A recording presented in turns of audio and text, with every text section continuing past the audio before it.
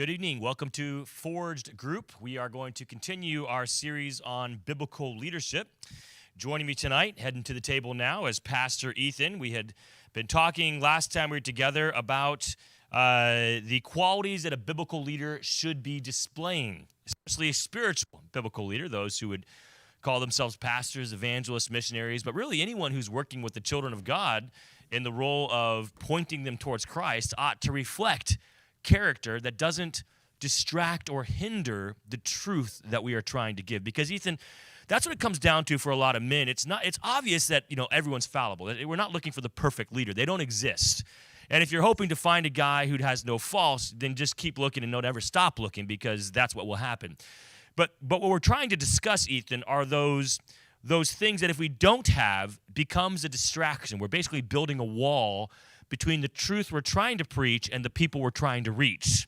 And we have to tear down those walls of selfishness, of pride, get rid of them so that they can have full and free access to Christ and His truth. I didn't realize how big a role pride played into just the nature and the journey of leadership until, honestly, probably the past, about 12 months ago. And leadership is really it's many things, but one of the things it is for me is just, like you said, it's tearing down the wall between, two things. One, the call that God has in your life and who your sin wants you to be. And then what your people need you to be versus what your pride wants you to be. And it's constantly making sure that there's no partition, there's no barrier between those two, between myself and people. But it's not just spiritual leaders. It's dads, it's husbands, it's men who are in the workplace and our desire to lead our children to the Lord, our desire to lead our friends and family to the Lord. And whether that's through salvation or leading them to the Lord in a closer walk with Christ. Any man who wants to reflect Christ needs to ask themselves, what walls have I built and what walls am I continuing to build? So let's break down some more walls tonight. We're going to be in 2 Timothy chapter 2 and verse 15. I believe that last time we were together, we talked about seeking knowledge. So we said the first quality, fearing God, having a servant's heart, humility. We discussed how servant's heart and humility kind of need to be paired together to be truly effective. Seeking wisdom, seeking advice, seeking knowledge, right? Let's talk about ignoring gossip today. So 2 Timothy chapter 2 and verse 16. Oh, we didn't actually cover seeking knowledge. We're going to discuss that tonight. I think we got to seeking wisdom. We hit down that. We mentioned it at the very kind of briefly. So let's briefly talk about it again today and then get into our new one. So 2 Timothy chapter 2, verse 15. Notwithstanding, we're told, I'm sorry, in 1 Timothy. So 2 Timothy, wrong verse, and 2:15. Study to show thyself approved unto God, a workman that needeth not to be ashamed, rightly dividing the word of truth. Ethan, when it comes to growing in your leadership in the secular realm, corporate ladder, climbing to higher positions of authority, it's often expected, if not just downright understood, that you will get more training, that you will go to conferences, that you will be reading books, that you will continue to grow the knowledge that you had, grow on that knowledge so you can be a better leader. That needs to be the same for Christians. The world should not be the only one who recognizes the value of learning as you lead. So right off the bat, three phrases come to mind that kind of intersect each other. So the first one is, the idea that you have, it's a false concept, but it bears some truth to it, which is that the leader must be the smartest guy in the room, which is not true. But at the same time, number two, you can't lead people to somewhere you haven't gone before. So in that sense, whether that's just in the thought life and just education, for example, if I'm a pastor and I'm trying to teach or help pastor my people to make wise financial decisions, if I'm not aware of the financial decisions that people need to be making and et cetera, then I can't. It's going to be hard to get them there. Exactly. Yeah. And then I can't remember. Well, but not being the smartest man in the room and having the knowledge to take them further may just be recognizing I'm not the smartest guy when it comes to finances. So I have a guy over here as a leader that I'm going to place in this role to help the people because this person can help them more than I can. I think that a third truth, and you couldn't think of the third one, I'll give you the third one, is a leader doesn't have to be everything to everyone. A leader doesn't have to do everything themselves. So I agree with your first statement. I agree with your second statement. The leader doesn't have to be the smartest one in the room, but the leader should be smart enough to know when they're qualified and when they're not. And when they're not qualified, find the one that is, guy or girl, and let them do what they do. That's good leadership. This is our fourth statement. You can't know what you don't know. There you go. And so let's continue learning, guys, so we can know more. When it comes to being a father or a husband, I feel like in a lot of Christian homes, the man thinks he has to do everything. The wife can't oversee the finances.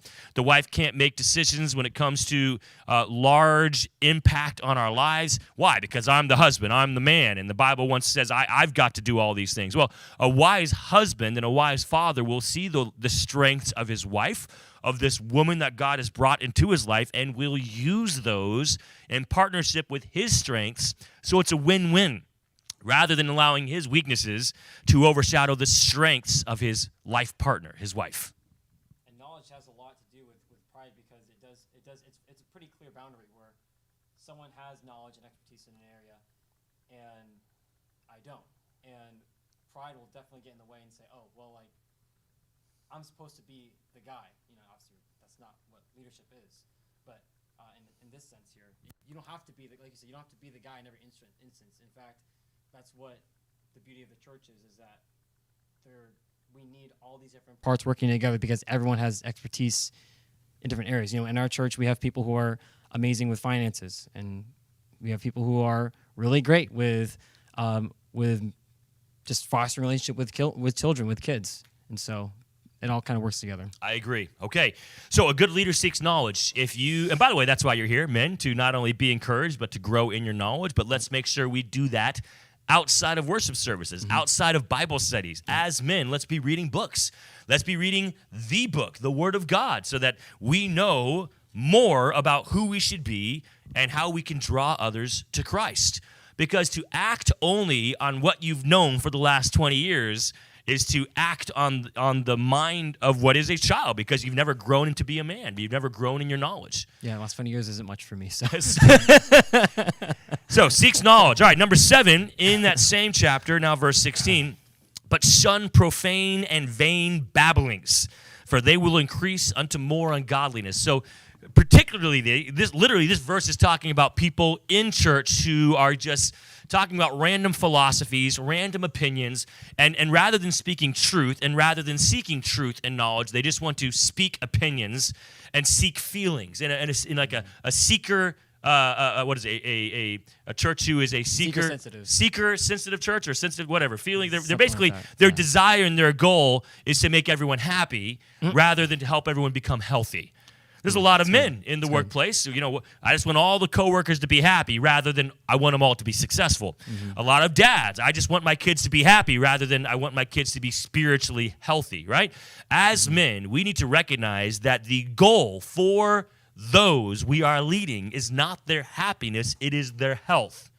It is not their emotional success, it is their spiritual, physical success. I mean, emotional success is part of it, but the problems with emotions is they're just up and down. And if that's what our sole focus on is, how are you feeling today? How are you feeling today?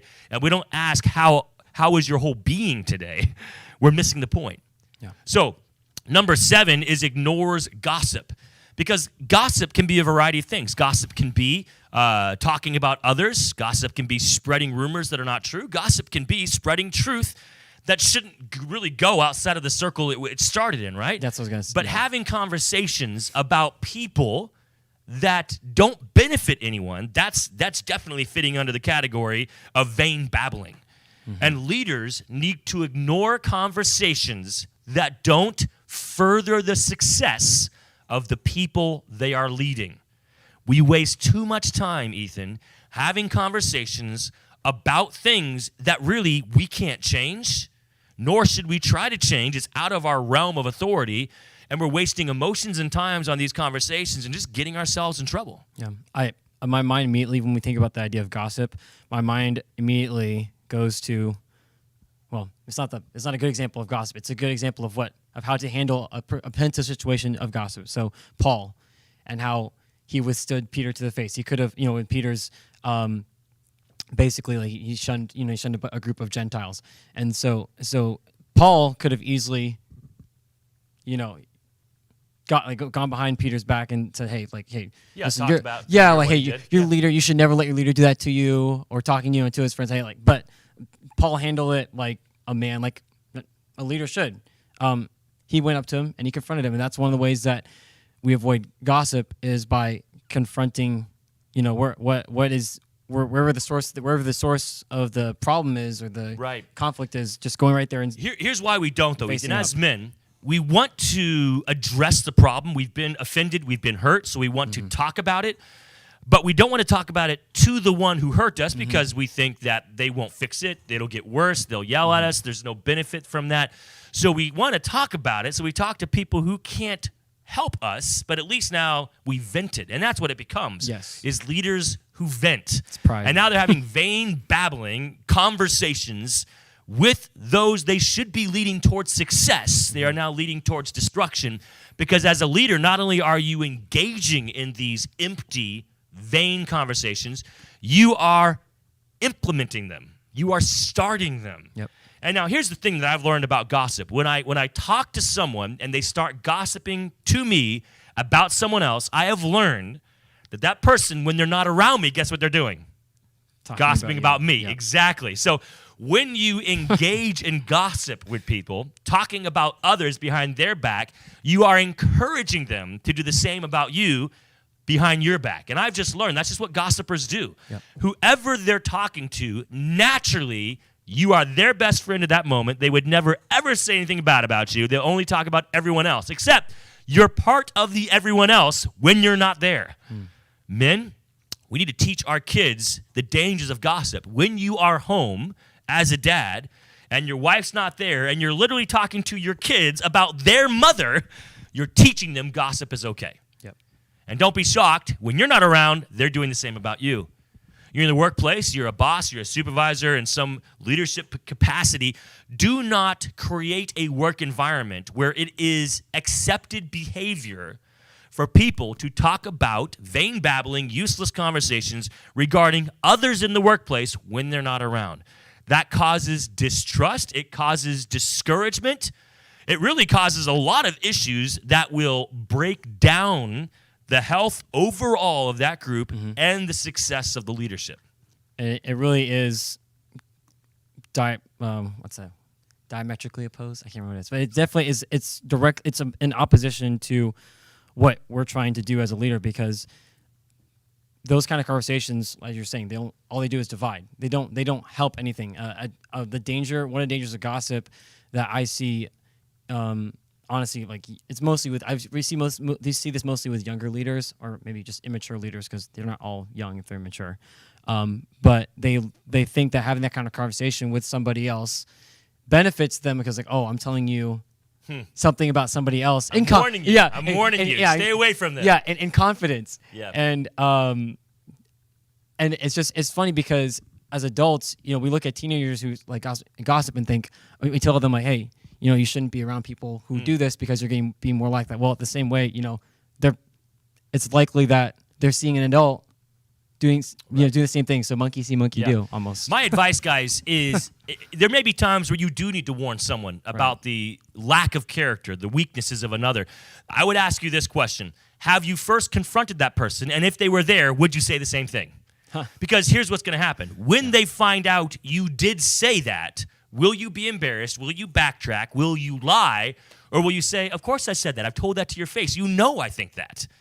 Now, look, if you can say that to the person's face, then there might be a valid reason why you might warn someone else, hey, that person's not healthy for you, right? And you could tell them. That happened one time, by the way.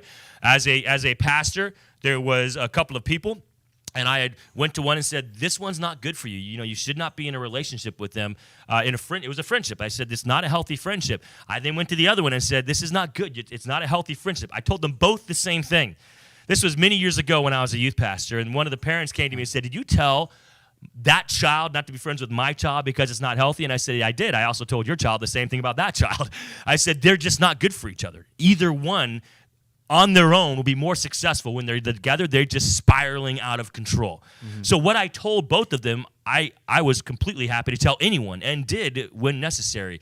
But to say things that aren't helpful to success, you're going the opposite direction than you would want to. Yeah. So the Apostle Paul is contrasting truth and knowledge versus empty conversations and vain babbling, whether it is gossip or whether it's philosophical questions that don't benefit anyone, even if you do agree. What's the point of agreeing on this point of philosophy? How is that going to make your relationship with them better?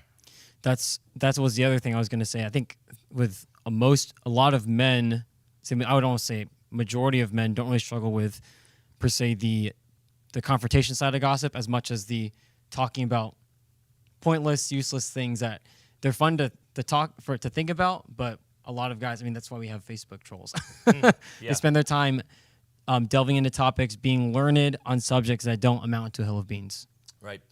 Okay, our last point for tonight. Now, by the way, there's 15 total character biblical qualities we're looking for over this series, but we'll look at number 8 tonight, and that'll be our final one. So let's turn to 1 Corinthians chapter 10. And this last one is trustworthy. I think this is, pretty much a no-brainer. If you're going to follow someone, you're going to want to trust that person. But I have found that's not always the case. There's a lot of people who follow a leader that they do not trust. They're forced into that following, whether it's a job, and so, well, they pay me. I don't have a choice. If I didn't get paid, I wouldn't be here. But in the end, you're making the decision. You're following a leader. You don't trust their leadership. You don't even think that they're good for the company, but they give you a paycheck, so you stay there. That's still a choice you made. No one forced you into that decision. So we as men, if we were honest and evaluated our life choices, would probably find there are leaders we have and do follow that we do not trust. Never let that be said for you. Your kids, your spouse, your friends, they need to trust you. Because if they can't trust you, the opportunity to impact their life decreases significantly. Trust is what opens up the heart of someone else to not just hear what you say, but embrace what you say. If they don't trust you, they may hear it, they probably won't follow it. They won't embrace it. They won't own it for themselves. I had the chance to talk with a young girl, a teenager, not long ago, and she was struggling with some issues. Actually, it was my daughter. She was one of my girls. I won't tell you which one, but she was struggling with some things. My daughter, she loves me. She trusts me. And I was able to tell her some things that reminded her of truth. And because she trusted me, she was able to hear the truth that I gave her, and it was able to change her mind from what she was thinking to what she should be thinking. I didn't necessarily tell her what to think. I just reminded her of truth. And she accepted it because she trusts me. Men, trust is a powerful tool that can be used for both good and evil. The world is trying to gain the trust of the people you love. But the world is going to take that trust and abuse those who trust the world, because the world is not here for our good. Unfortunately, that is also true for some Christians. Christians are not exempt from this. There are Christians who will try to win your trust only to abuse that later on. I don't necessarily mean, physically or sexually, although that does happen as well. Emotionally abuse, right? Spiritual abuse. So let's make sure that when we gain the trust of others, we don't abuse what we've gained. I'm going to read 1 Corinthians chapter 4, verse 2. Moreover, it is required in a steward that a man be found faithful. A steward, a servant, and a steward is literally not just a servant, but a servant who's been given responsibility, usually financial, so been given some money, given property, been given something that is of high value, and the steward's job is to watch over this high value product or finances in place of the master, so that when the master, the owner, returns, the things that were left behind are in good hands, in good care. As a principal of Mid-State Christian Academy, as teachers here at the school, I often tell our parents that the most valuable, and I say thing, but the most valuable possession you've got is your family, is your kids. And you're not just paying us to train and educate them. You're putting them under our care, and you're trusting in us. And I said, look, I'm a dad of 5. I know how big of a deal that is. People are trusting us with their lives as leaders. Because when you go to the workplace, you're not just getting a paycheck. You're under the influence of that workplace, and that affects your life, and that affects your home when you bring it back home.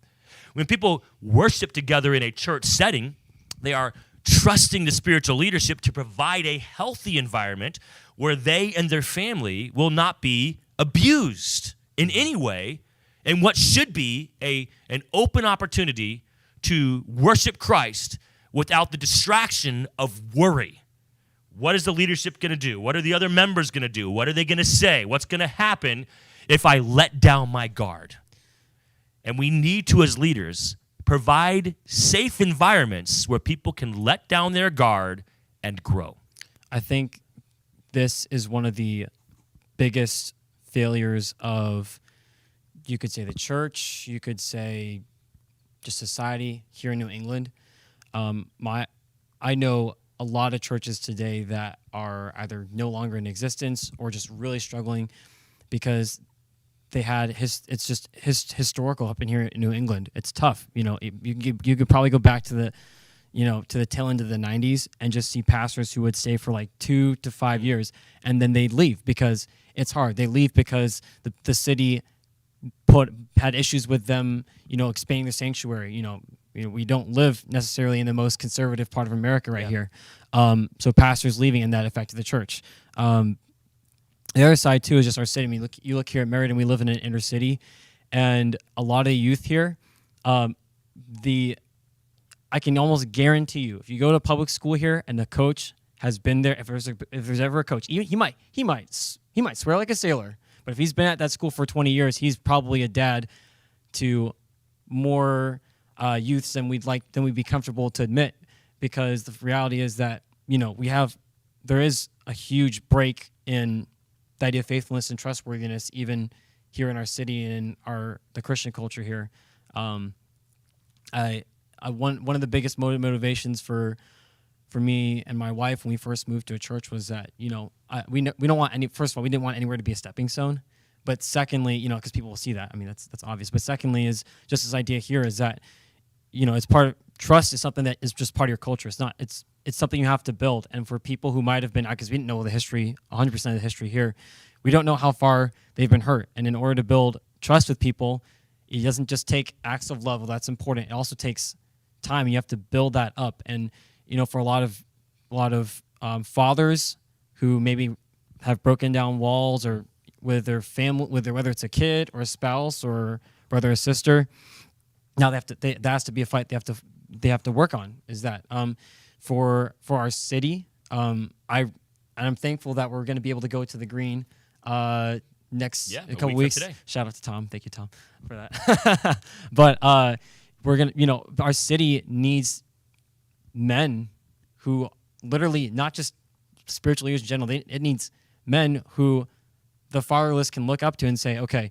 I don't have a dad. And we do have, we've had history with kids coming here that don't have a father. I don't have a dad, but if I were to have one, or if I would aspire to be one, that's what I want to shoot for. Mm-hmm. And again, it's not like a lift me up in pride, but it's, you can't know what you don't know. Yeah. We can't expect the fatherless to be great fathers, all by themselves. If that makes sense. So when it comes down to trustworthy, I'll tell you guys how you can gain the trust of others. There are 3 parts to this formula. You can gain the trust of others with time, action, and discretion. Meaning, if you give them enough time, and if you've displayed enough action for them, and hopefully they have any level of discretion and their eyes are open to the time and the action they've seen in your life, it will click for them and they will trust you. Now, unfortunately, most people don't know that formula, and they think, oh, that guy's got a nice smile. That girl looks nice, and, pretty girls are never mean, and good-looking guys are never cruel. And so for most people, there is no part to the formula. It's purely, they make me feel nice, I'll trust them. They have nice clothes, they must be successful, I'll trust them. And so they're constantly trusting the wrong people because their formula for trusting isn't biblical or wise. And then they get shocked when they trust the wrong people. So you need to teach those in your life the formula for trusting others, because raising kids, a big part of that is teaching them who to trust and who not to trust. Because if they trust the wrong people, it will destroy their future. A lot of little girls who trust the wrong guy at age 16, 17, and some get pregnant, others do not, emotionally scarred either way. And then some bring that emotional scarring into a marriage relationship, and now the marriage is affected because they trusted the wrong guy at 16. You say, well, what girl at 16 would know how to trust? Well, her dad should tell her that. What guy at age 15 or even 19 would know how to trust? There should be someone in his life that teaches him the formula for trusting. The Bible tells us to love all, but let me tell you this. Loving someone does not require you to trust them. Right. You can love them and not trust them. I am fully capable of loving everyone in this community. I am not going to let them babysit my kids. I have no problem going to a stranger and say, God loves you. I love you. And it's true. I care about people. I'm not going to invite them to my house to sleep on my couch at night. Not going to happen. I don't trust them. Right. I only give trust to those who've earned it. And for me, you got to give me time. You better give me some action to evaluate. And with the discretion God has given me, those three things together, I will start to trust you. Now, there are different levels of trust.